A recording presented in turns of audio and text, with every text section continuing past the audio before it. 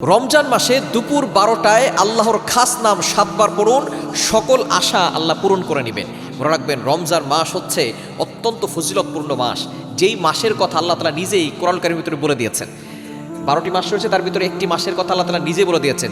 2 নম্বর পারা 7 নম্বর পৃষ্ঠার 1 নম্বর লাইন, 1 নম্বর লাইন সূরা বাকারার 185 নম্বর আয়াত, শাহরু রমাদানাল্লাযী উনজিলা ফীহিল কুরআন।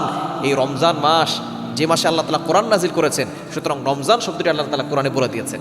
এই রমজান মাসে সারাদিন আমরা না খেয়ে থাকি, রোজা রাখি আল্লাহকে সন্তুষ্ট করার জন্য। এই সারাদিন দোয়া করলে দোয়া কবুল হয়। তবে বিশেষ করে রমজান মাসে যখন সূর্য একটু হেলে যায়, ওই সময়টা হচ্ছে জাওয়ালের সময়। যখন জোহরের রক্ত শুরু হয়ে যায়, তখন আমরা অনেকেই কিন্তু বিশেষ করে রমজান মাসে আমরা বেশি বেশি ইবাদত করার চেষ্টা করি।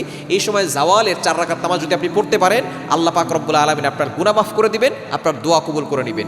এই জাওয়ালের সময় যখন সূর্য একটু হেলে যাবে, জোহরের রক্ত শুরু হবে, ওই সময় আপনি জোহরের নামাজের আগে জাওয়ালের 4 রাকাত নামাজ পড়বেন। এটা হলো নফল নামাজ। নবী সাল্লাল্লাহু আলাইহি ওয়াসাল্লাম এই নামাজটা পড়তেন। এই নামাজ দেবার কিছু মতনৈক্য আছে, সেদিকে যাব না। তবে আপনি নামাজ পড়লে সওয়াব আছে, না পড়লে কোনো গুনাহ নাই।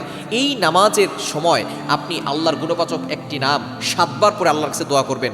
আগে পরে দুরূদ শরীফ পড়বেন, দুরূদ ইব্রাহিম যেটা নামাজের ভিতরে পড়ি সেই দুরূদ পড়বেন। এরপর আপনি ইয়া রহমানু ইয়া রহমানু ইয়া রহমানু এটা 7 বার পরে আবারও শেষে দুরূদ পড়ে আপনি আল্লাহর কাছে দোয়া করবেন। আপনার অভাব যাচ্ছে না, আল্লাহ তাআলা অভাব দূর করে দিবেন। আপনার কষ্ট হচ্ছে জীবনে, এই কষ্ট আল্লাহ দূর করে দিবেন। আপনি বিপদে পড়ে গেছেন, আল্লাহ বিপদ দূর করে দিবেন।